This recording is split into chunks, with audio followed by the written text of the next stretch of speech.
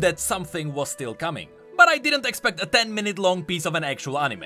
The event on its own is already pretty awesome, but now it gets even better.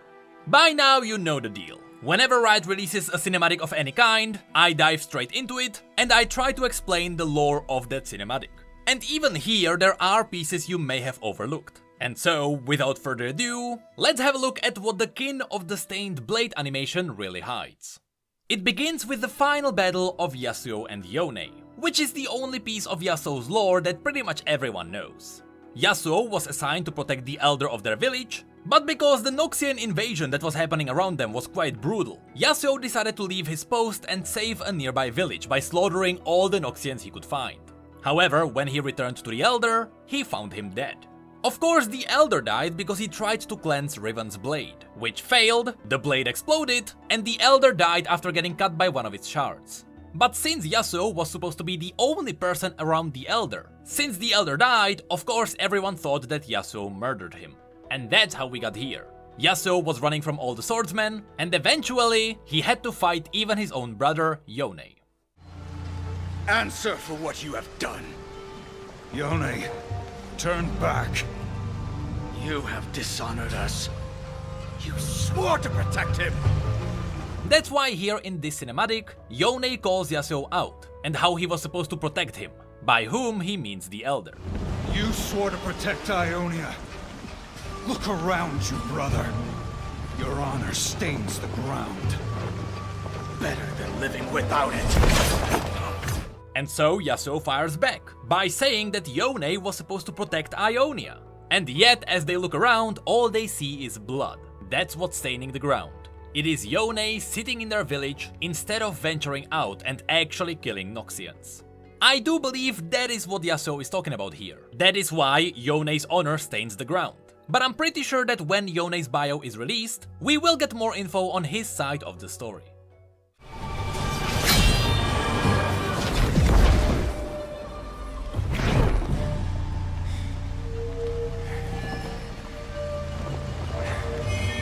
I'm sorry, brother. I will not fail you again. Then Yone briefly mentions, "I'm sorry, I will not fail you again." And what he's talking about here is the fact that Yone blamed himself for not being an inspiration to Yasuo. Yasuo was always impatient, and he always rushed everywhere and he wanted to do everything quickly. And as his elder brother, Yone felt like it was his duty to make sure his younger brother stayed on the right path. And yet here, he has to fight him.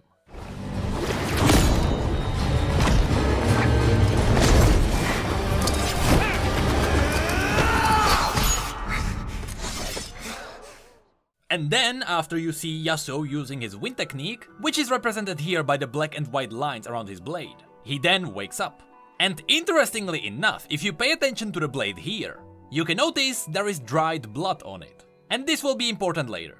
Of course, this was just a nightmare, and as we get to see his own reflection in the blade, there is even more dried blood, which is even more foreshadowing. And then, by this shot, it is revealed that Yasuo is likely in Wali. Again, we have seen this tree many times, mainly at the end of Lilia's cinematic.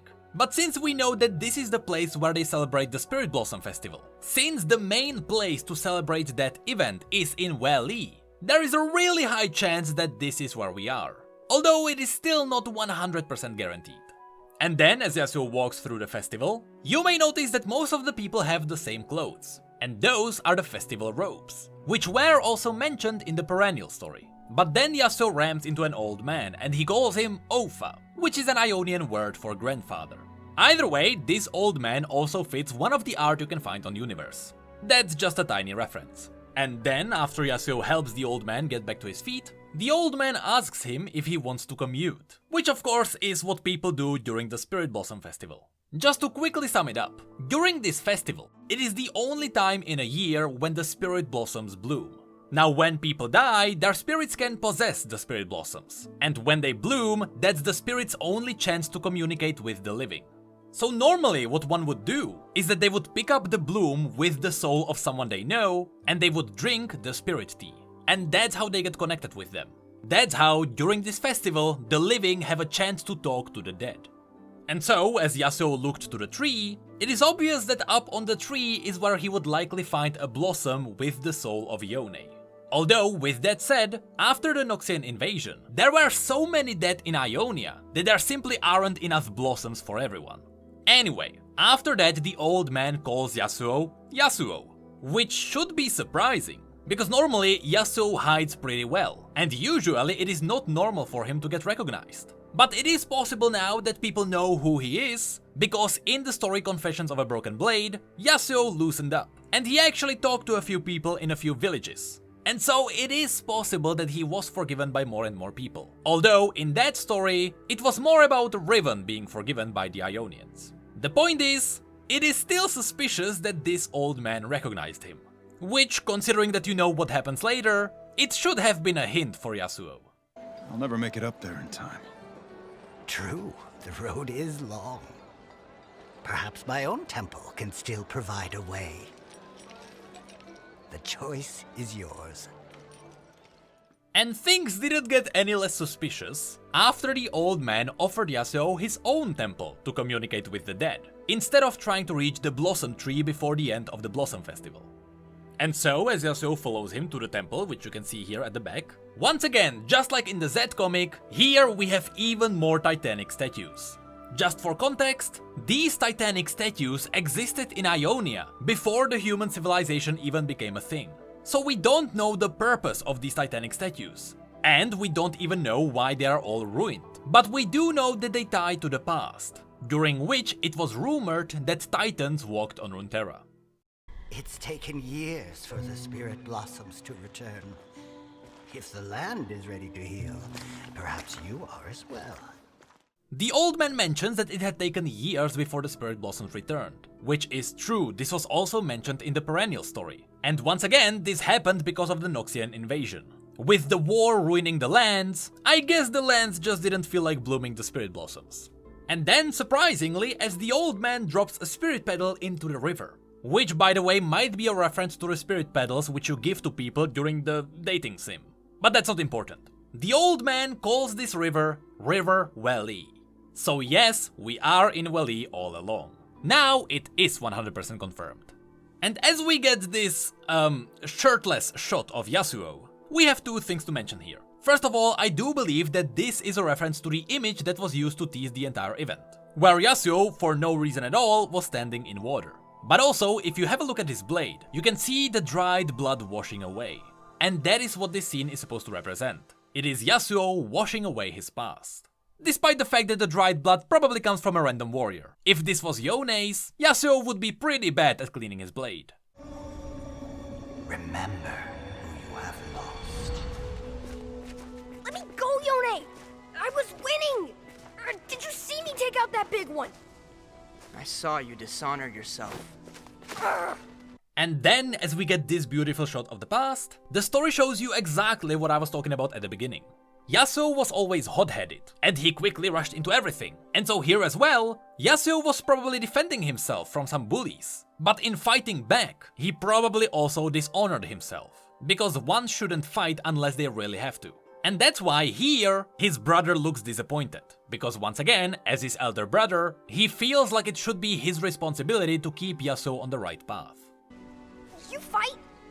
When I have to, not when I want to. You don't have anything to prove. And when he says you don't have anything to prove, it could mean a number of things. But considering how young Yasuo is here, it is probably happening before they discover that Yasuo is able to wield the wind technique. So here, Yone doesn't have to prove anything, because he was already accepted among the Blade Masters. While Yasuo wasn't, because of how he was behaving. So here Yasuo probably wanted to prove himself strong, so others would see him as a worthy swordsman. And then we jump to a point where the two brothers are older. And here they were both already accepted among the swordsmen. Your place is here. With Elder Suma. He trained me for this.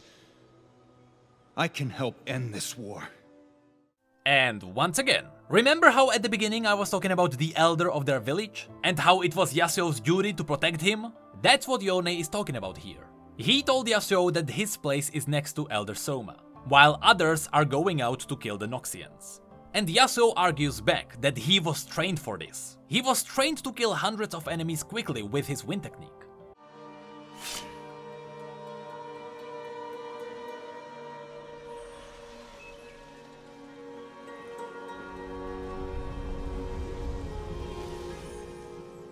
And then it cuts to Yasuo holding a Spirit Blossom. Now, honestly, this part confused me, because in the perennial story, it was revealed that people actually look for the souls inside the Spirit Blossoms, which means that Yasuo would have to find the blossom somewhere. And I have no idea where he would get it. But here Yasuo seems to be convinced that this is the Spirit Blossom with the essence of Yone. But whether it actually is or isn't, doesn't matter, as you'll see in just a second. And then the old man offers him the Spirit Tea, which is the tea I was talking about at the beginning as well. Anyway, as he hands him the tea, in the background again you can see another Titanic statue. But then, as he drinks the tea, Yasuo starts getting flashbacks, which is not what is supposed to happen. And when he drops the Spirit Blossom, it turns out it was just an illusion. Which, you know, makes sense, because I'm not sure how would Yasuo actually find a Spirit Blossom with Yone. Anyway, the reason why Yasuo is having flashbacks here is because here he is driven by his own emotions. Specifically, I do believe he's overpowered by regret. And the reason for that is because demons. Recently, in a post-ride released, we learned about the Azakana. The Azakana are tiny little demons that are currently polluting the entire Ionia. These minor demons attach to a host, and they drain its emotions until it dies, or until they evolve. Once an Azakana drains enough emotions, they become fully grown demons. And the reason why there are so many Azakana in Ionia these days is because after the Noxian invasion, with so many dead not being properly buried, the Azakana are free to feed on any of the corpses. And I believe that this old man is probably another developing Azakana that was attached to the old man. And here in this shot, the purple lines actually indicate the demon draining Yasuo's emotions.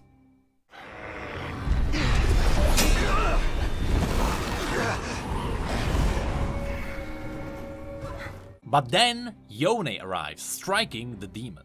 Now in this shot, if you look at the old man, there is no way Yasuo would know that the old man is a demon. That's why when Yasuo rushes in, he protects the old man.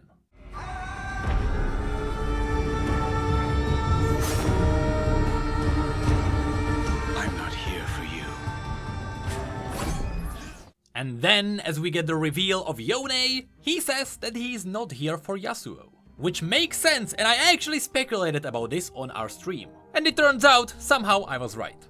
In the same post where they talked about the Azakana, at the very end, they also mentioned that nobody besides the Kinko Order is dealing with them. And it mentions, if only someone would. And as I speculated, Yone, who somehow came back, we are still not entirely sure how that happened, is here to deal with the Azakana that are polluting the entire Ionia. So he is not here for Yasuo, he is here to hunt down yet another demon. My theory is that it was the Azakana or some of the demons that brought Yone back. But still, until we get his bio, there is no way to be sure about it. Then the demon mentions that if he lives, I will return. By which he means that these demons can simply leech onto anything that is living. And since this demon is probably focusing on regret, as long as Yasuo lives, he can feast on him. And then finally, the demon calls him Suma's great pupil, which reveals why it should have been a hint that this old man recognized Yasuo. The demon also mentions your honor brought him here. What a disappointment. And your honor brought you here. But this part gets me a little bit confused. Because technically, Yasuo is honorless, because he did not stand up to his duty, but since they were both Soma's pupils, the demon can be actually talking about any of them. But this line probably wasn't supposed to make any sense, because it was just a segue to Yone saying this. Better than living without it. Yone.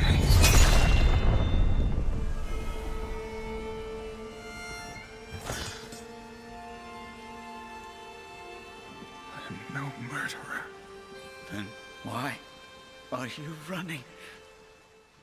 And then during the final flashback, it was revealed that the reason why everyone kept thinking that Yasuo was guilty was because Yasuo kept running. However, he kept running because he didn't want to kill anyone. He was only fighting them back in self-defense. And so it is this whole cursed circle. Yasuo kept running away from those who thought that he was guilty, and people thought that he was guilty because he was running away.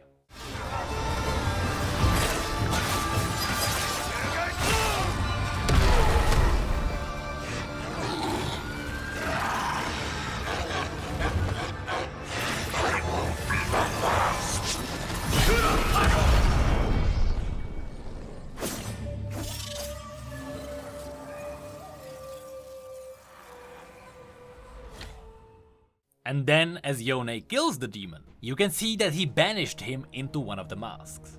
That's why this entire time Yone has the masks on his belt. It is most likely the prison for these demons.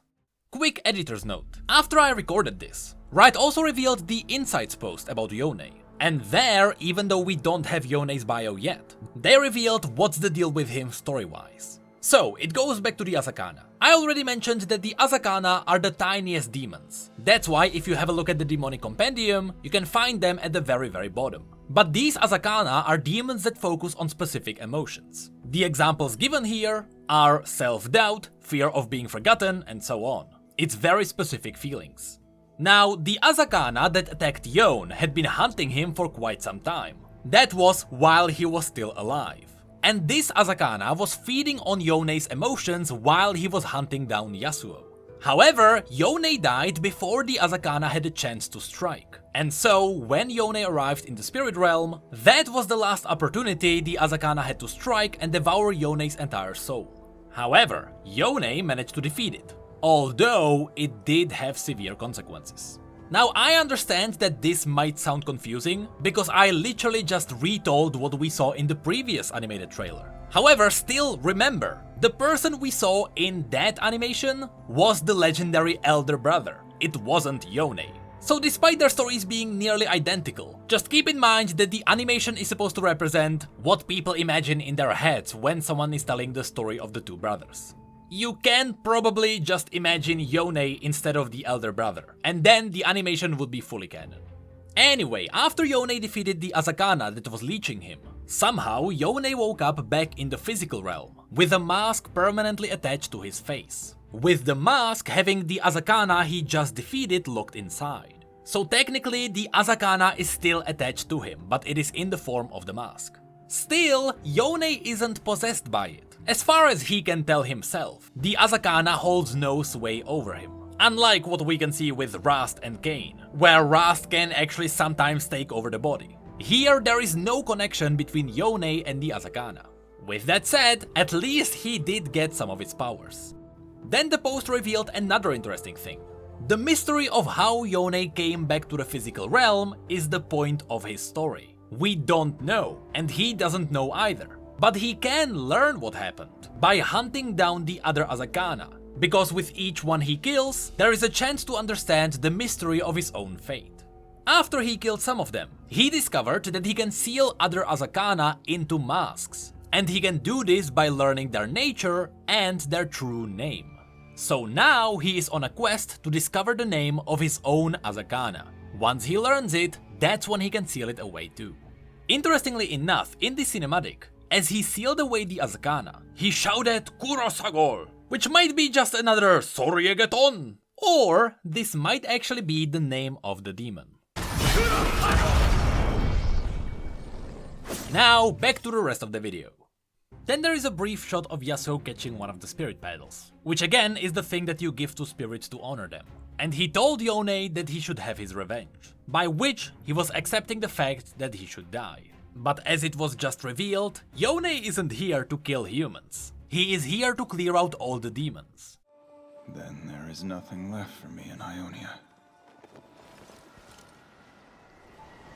Even the wind has a path, brother.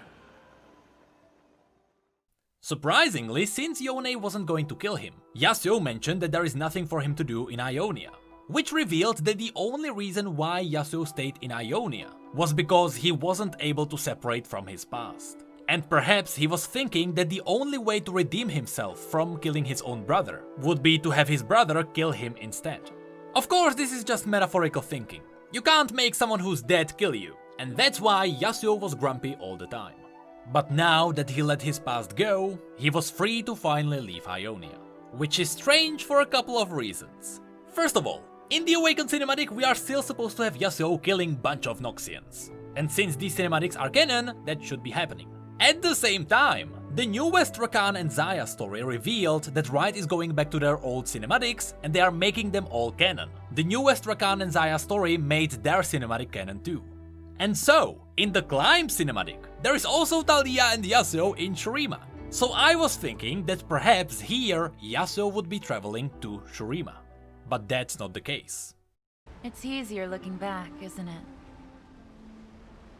The trick is seeing what lies ahead. From what I hear, most likely thieves, beasts, and drink. It is a lawless place, where you can decide your own fate. Besides, we're both looking for something, aren't we? And you think we'll find it in Bilgewater? I think we'll find many things. Yep, Ahri and Yasuo are traveling to Bilgewater. But Ahri mentioned that they are both looking for something. And yet, few seconds ago, Yasuo just made peace with his past. So I don't know what he would be looking for. What we do know is that Ahri is looking for her past. She still doesn't know her parents and she doesn't even know what she is or where she came from. So perhaps somehow she would find the answer in Bilgewater? I have no idea how. But there might be a point why Ahri and Yasuo are traveling to Bilgewater. And that could be, by a tiny chance, the Riot Forge game, The Ruined King. Because that game is starting in Bilgewater, where the Harrowing happens, which is when the Shadow Isles reach out and it attacks whatever it can. And since it has been quite a while since we have last heard about that game, it is entirely possible that Yasuo and Ahri might be part of that game. Other than that, I honestly have no idea why they should be traveling there. Especially Ahri. But that is it for the cinematic. As I said, it came out of nowhere. But it was a really cool way to reveal Yone.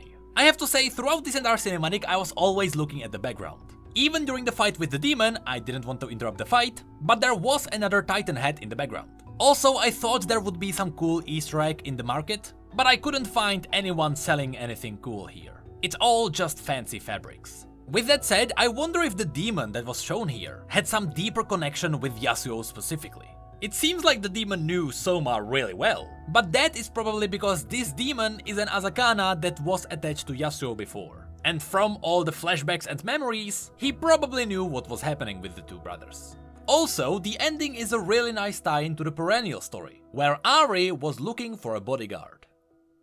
But anyway, that is going to be it for this video. Unless anything else happens, and hopefully Riot does not release another massive wave of whatever with the Spirit Blossom Festival. Besides the skins, of course. I will now go and finally finish the video for Rakan and Xayah. And after that, I will most likely cover all the storylines of all the Spirit Blossom spirits. Because remember, all of them are canon. Even the one where Lilia strips you.